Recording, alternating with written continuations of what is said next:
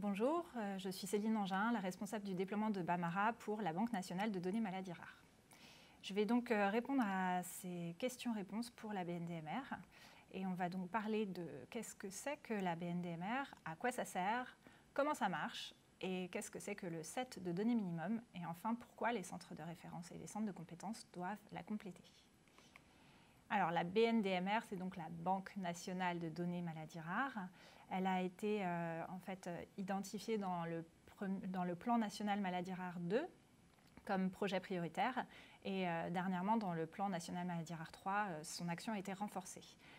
C'est un projet qui est financé par le ministère de la Santé à hauteur de 600 000 € par an dans le PNMR 3 et la maîtrise d'œuvre est réalisée par l'AP-HP.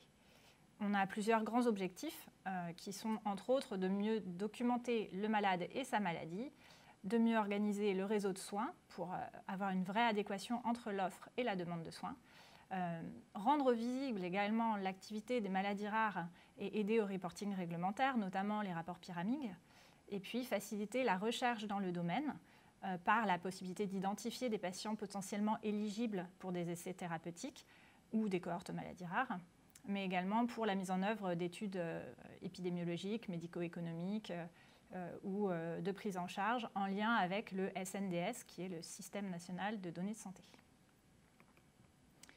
Alors, pour mettre en place ce projet, il y a plusieurs moyens qui ont été déployés, mais surtout l'objectif primordial, c'est de mettre en place un entrepôt national de données pour les maladies rares. Donc cet entrepôt, il est en cours de déploiement. Mais surtout, on met à disposition un outil pour permettre la saisie des données. Donc ça, c'est ce qu'on appelle Bamara. Donc Bamara, c'est une application web et il y a un Bamara par hôpital. Donc on veut recueillir ce qu'on appelle le set de données minimum, donc un set de données réduit pour tous les patients atteints de maladies rares. Donc ce set de données minimum, il sera transmis à l'entrepôt BNDMR, mais de manière désidentifiée. Après, le recueil se fait autour d'un cadre d'interopérabilité national qui est produit par l'ASIP Santé et qui permet de récupérer les données du set de données minimum depuis les dossiers patients hospitaliers. Donc l'objectif, c'est en fait de simplifier la saisie, qui est un seul point d'entrée pour les données via le dossier patient informatisé, que ces données soient transférées à Bamara par un connecteur et ensuite transférées vers l'entrepôt national. Ce projet il se met en place au fil de l'eau, brique par brique. Donc, pour l'instant, Bamara est en cours de déploiement. On a déjà déployé d'ailleurs une quinzaine de CHU. Et puis, on est en train de mettre en place les connecteurs entre les dossiers patients informatisés et Bamara. Donc ça, c'est vraiment en cours de déploiement. Et on a un grand nombre de CHU qui seront déployés à la fin 2019. Et l'entrepôt BNDMR, comme je disais, il est en cours de création et devrait être disponible au premier trimestre 2019. Alors, on enchaîne sur à quoi ça sert la BNDMR. Alors, il y a une saisie unique, mais avec deux usages différents. La saisie dans Bamara, donc cette application, ou alors via le recueil dans le dossier patient informatisé qui renverra ces données vers Bamara, ça va permettre au niveau local, pour un hôpital de données, de permettre aux professionnels de santé qui seront habilités par l'hôpital de suivre leurs patients, d'accéder à leur liste de patients, les filtrer, les télécharger, de pouvoir les exploiter en fait. Et puis aussi connaître leur chiffre d'activité maladie rare et donc permettre de simplifier les rapports pyramiques. L'autre partie, c'est la partie pour l'entrepôt BNDMR, cet entrepôt national, qui va permettre, grâce à cet espace d'analyse national, de permettre un accès sur demande via le comité scientifique de la BNDMR et après évaluation des données, pour pouvoir réaliser des études épidémiologiques ou médico-économiques, des études multicentriques, des études nationales et surtout des études non interventionnelles. Donc bonjour, Arnaud Sandrin, je suis le directeur de la cellule opérationnelle de la BNDMR. Et donc, on va vous expliquer un peu comment ça marche, la BNDMR. Alors d'abord, le recueil des données. Donc d'abord, où saisir? Donc il y a deux solutions pour saisir. La première solution, c'est de saisir sur Internet, via notre application Bamara, notre application web. Et la deuxième, c'est donc via le DPI, directement dans la fiche qui est en train d'être créée dans 18 établissements. Ensuite, qui saisit? Eh bien, ça peut être le professionnel de santé qui a reçu le patient. Ça peut être également des personnes qui sont en charge de la saisie, donc des personnes tech, ARC, des secrétaires médicaux. Quelles données sont saisies dans notre application? Eh bien, toutes les données du set de données minimum. Donc, ce sont 60 items. Après, en pratique, sur un patient, ça peut représenter beaucoup plus de données, puisque par exemple, il y a un item qui est une activité. Donc, bien sûr, un patient qui est revu un certain nombre de fois, ça peut faire ensuite une grande quantité de données pour un même patient. Et ensuite, quels patients? Eh bien, tous les patients atteints d'une maladie rare et qui sont pris en charge dans le réseau expert. C'est vraiment notre périmètre, c'est le réseau expert maladie rare. Alors, un exemple de notre application telle qu'elle se présente sur le mode web, bien sûr, pour les personnes qui saisiraient depuis leur hôpital, la fiche est développée dans le DPI de l'hôpital, mais dans notre application web, voilà comment se présente la saisie des données. Donc, vous pouvez voir que c'est vraiment le principe d'un workflow. Vous avez différentes étapes à renseigner, les données administratives, les données de prise en charge, le diagnostic, l'activité, si le patient concerné, si il est question d'anté ou de néonatal, et les aspects recherche, donc toutes les informations concernant la possibilité d'accéder aux données dans le cadre de la recherche. Donc si on fait un focus par exemple sur le diagnostic, un point très important, on précise, est-ce que le diagnostic est en cours, probable, confirmé, indéterminé. On précise un certain nombre de choses. Ici, on a pris un exemple typique de la filière FI2R, la maladie de B7. Des points importants sont par exemple la description clinique. On a un certain nombre de thésaurus qui sont disponibles pour permettre une saisie la plus structurée possible, pour prendre un terme de l'environnement Big Data. Alors le devenir des données saisies. Donc les données saisies dans Bamara, elles sont de toute façon déidentifiées avant d'être renversées dans l'entrepôt BNDMR. Ensuite, elles ne sont plus cloisonnées par hôpital. Bien sûr, quand on dit Bamara, on a tendance à dire un Bamara. En réalité, il y a un Bamara par hôpital. Par contre, il y a bien un entrepôt BNDMR. Toutes les données sont regroupées. Et ensuite, si un patient a été vu dans plusieurs hôpitaux, les données vont être regroupées via son identifiant. C'est-à-dire que si les traits d'identité de deux patients sont les mêmes, eh bien, on va dans ce cas regrouper. Donc ça peut être le cas par exemple d'un patient qui aurait déménagé, qui aurait donc changé d'établissement de prise en charge, et donc on identifiera bien que c'est le même patient. La réalisation d'études sur l'entrepôt. Bien sûr, cet entrepôt, il n'a certainement pas vocation à juste banquer des données, comme on dit. Le but, c'est évidemment d'extraire de ces données de l'information pour mieux connaître les maladies rares. Alors, quel est le type d'études que nous allons faire? D'abord, nous allons produire un rapport annuel grand public. Donc, ce rapport sera publié notamment sur notre site internet et il donnera un certain nombre de grandes statistiques sur les maladies rares. Les statistiques intéressantes peuvent être par exemple l'âge de diagnostic, l'âge au premier signe, l'écart entre l'âge de diagnostic et l'âge au premier signe, le nombre de consultations, un focus sur les maladies qui touchent les fœtus, etc. Donc il y aura énormément, toute une palette, puisque c'est un peu c'est la spécialité de la BNDMR, c'est que c'est une base de données qui n'est pas focalisée sur une pathologie donnée. Elle couvre toutes les maladies rares. Il y aura également un rapport annuel par filière. Donc ça, c'est quelque chose que nous définirons avec les filières. Et il sera possible d'ailleurs, pour une filière, de demander des statistiques particulières et nous les mettrons à disposition de la filière. Bien sûr, toutes les données qui sont saisies par la filière pourront lui revenir sous la forme d'un rapport annuel dédié. Il y aura une offre de pilotage des politiques de santé. Là, ce sont les deux ministères, de la santé et de la recherche, qui pourront nous demander un certain nombre d'indicateurs qu'on leur fournira, bien entendu, à chaque fois qu'ils les solliciteront. Il y aura également une production d'indicateurs de qualité des données et d'identitovigilance. Derrière le terme un peu complexe d'identitovigilance, on parle surtout de vérifier qu'il n'y a pas de doublon et qu'un patient est bien identifié et pas deux fois. Et il y aura également dans notre offre standard, c'est-à-dire quelque chose qu'on fera vraiment de manière très simple, très simplifiée, très accessible, l'étude de faisabilité. Donc l'étude de faisabilité, c'est typiquement un chercheur qui cherche à savoir si une étude est réalisable, à savoir est-ce qu'il y a assez de patients, où se trouvent ces patients. Ce sont des choses qu'on peut mettre à disposition aussi de manière très standard. Ce qu'on dit dans standard, c'est que toutes ces procédures seront couvertes par notre autorisation CNIL. Donc il y aura des démarches réglementaires extrêmement réduites et d'un point de vue technique, nous pourrons fournir les résultats de l'étude automatiquement. Bien sûr, ça ne s'arrête pas là. Des études en plus pourront être faites. Donc ce sont des études que d'un point de vue juridique on appelle les études non interventionnelles impliquant ou non la personne humaine. Et ces études pourront être faites modulo un certain nombre de critères et le respect des autorisations préalables Et là encore, nous serons facilitateurs d'un point de vue statistique. Nous pourrons potentiellement réaliser l'étude nous-mêmes ou faire tourner sur nos PC un script réalisé par un statisticien qui voudrait un protocole particulier, voire aller jusqu'à une extraction de données dans le cas d'un chercheur qui respecterait un certain nombre de critères de sécurité. Alors maintenant, c'est quoi le set de données minimum? Donc le set de données minimum, on l'a dit, on parle de 60 items. Ils sont communs à tous les patients atteints de maladies rares. Comme le nom l'indique, c'est minimum, c'est-à-dire qu'il faut vraiment qu'il soit saisi pour tous les patients. Donc il y a un aspect d'identification du sujet, le contexte de la prise en charge, le type d'activité, l'âge au premier signe versus l'âge au diagnostic. C'est notamment important pour quantifier ce qu'on appelle l'errance diagnostique, c'est-à-dire cette durée entre le moment où on arrive à enfin atteindre un diagnostic et donc potentiellement une thérapie. Le diagnostic, bien sûr, et ensuite des éléments spécifiques à tout ce qui est anté et néonatal. Pour mémoire, on a de l'ordre dans les maladies rares d'un tiers des patients qui sont pour lesquels la maladie est détectée dans ce contexte-là. Et ensuite, donc, un aspect qui permet d'identifier ce que le patient, le consentement du patient pour les aspects recherche.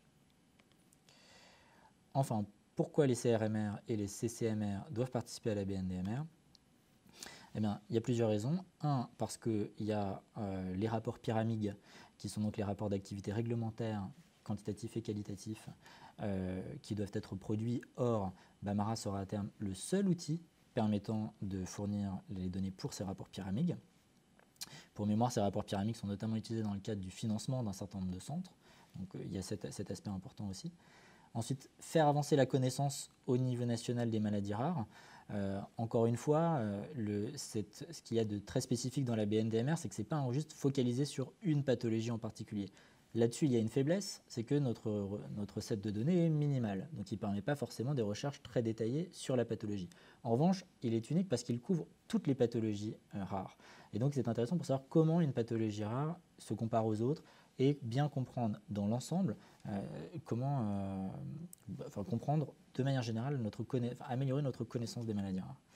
Enfin, c'est un outil essentiel pour le pilotage et la conduite des politiques publiques. Le rapport pyramide en est bien sûr un élément, mais il y a d'autres éléments. On a parlé des grands enjeux des maladies rares que sont l'errance diagnostique, l'impasse diagnostique, et sur tous ces sujets, la BNDMR entend fournir des données qui permettront aussi aux décideurs de faire avancer les parcours de soins. Alors Céline Engin, en ce qui concerne le remplissage des données de Bamara, les centres experts, en particulier les centres de compétences, qui ont un manque de moyens important, nous posent souvent la question quels sont les éléments pour nous indispensables à saisir et pourquoi devrions-nous le saisir, attendu qu'il n'y a pas de crédit associé. Ils ne sont pas concernés par le rapport pyramide. Quel serait le message que vous pourriez transmettre aux centres experts, centres de compétences pour compléter ces données? Alors déjà, dans les 60 items du set de données minimum, seuls un peu plus de la moitié sont vraiment obligatoires. Et dans ça, il y a notamment les données d'identification du patient, qui représentent déjà au moins une dizaine d'items. Donc ce qu'il faut se dire, c'est qu'à terme, notre objectif, c'est vraiment que ce recueil soit totalement intégré dans les dossiers patients informatisés. Et donc les données d'identité seront déjà saisies. Il y aura juste à compléter les parties qui seront vraiment médicales, qui relèvent de l'expertise des centres. Donc là, déjà, on diminue notablement la quantité de données à saisir.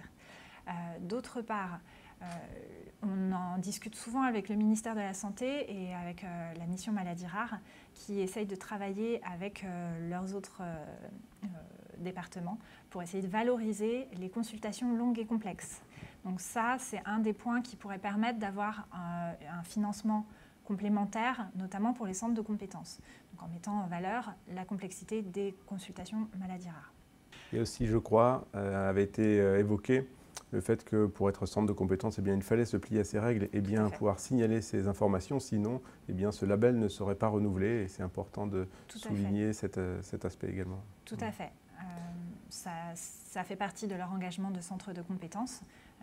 L'objectif, il faut se dire que Bamara et la BNDMR, ce n'est pas un objectif uniquement pour de l'activité, mais c'est un objectif bien plus large avec de l'épidémiologie et aussi d'ailleurs tout ce qui est organisation des soins. Et donc identifier que beaucoup de patients sont pris en charge sur un centre de compétences peut montrer que ce centre de compétences a peut-être une valeur de centre de référence, donc peut-être une requalification de ce centre pour le prochain appel à projet. Et d'autre part, c'est montrer que dans certains hôpitaux qui ne sont finalement que labellisés centres de compétences, il y a peut-être une expertise particulière à mettre en avant et peut-être un besoin supplémentaire de centres à créer pour avoir une meilleure organisation des soins sur le terrain. Donc ça, c'est l'autre aspect. Vis-à-vis du statut du diagnostic, il peut être en cours ou confirmé. Est-ce que seuls les diagnostics confirmés sont pris en compte par Pyramig ou les diagnostics en cours sont également considérés? Tout à fait. Pyramig prend en cours, probable, confirmé et non déterminé, puisque cette partie-là elle est très importante également. Donc tout patient entré dans Bamara sera comptabilisé pour Pyramig. J'insiste d'ailleurs sur le fait que parfois vous avez des patients qui viennent pour une suspicion de maladie et il s'avère qu'ils n'ont pas cette pathologie. L'activité réalisée pour ce diagnostic différentiel est bien comptée dans votre activité maladie rare parce que le patient est bienvenu vous voir pour votre expertise et donc ça vous permet d'avoir ça également comptabilisé pour Pyramig. Pour les centres experts qui saisissent les données via un système connecté, est-ce qu'ils ont accès aux données Bamara sur l'application Bamara par ailleurs? Alors c'est ce qui est prévu en effet. Puisque là, le mode connecté est en train de se déployer, donc pour l'instant, on n'a pas de cas officiellement totalement déployé. Ce qui se passe, c'est que la saisie pourra se faire sur le dossier patient informatisé. Les données seront envoyées de manière automatique vers Bamara. Et ce qu'on souhaite, c'est que les utilisateurs puissent également aller sur Bamara. Comme ça, ils peuvent accéder à leur liste de patients, ils peuvent les extraire, ils peuvent les consulter, ils peuvent en faire finalement les études qu'ils veulent.